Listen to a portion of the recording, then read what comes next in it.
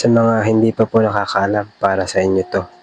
Simple idea sa paglalagay ng Bulkasil sa mga umbrella ninyo, mga text screw nyo sa bubong.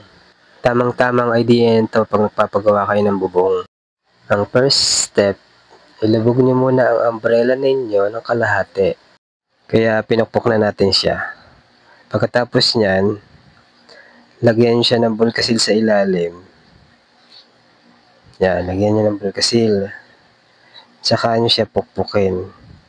Sa pagpukpok nyo na yan, doon siya sisiksik at lalapat sa umbrella ninyo. At siguraduhin nyo rin na tama lang yung pagkakapukpok nyo. Hindi mataas at hindi lubog.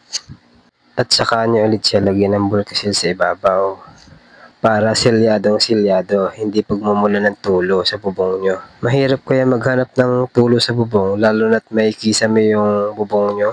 Hindi nyo alam kung saan nanggagaling yung tulo. Pwede din gawin yan sa text screw, kahit may rubber pa yon. Iwas tulo. At yan, okay na. Paki-like, follow, and share my video. Thank you!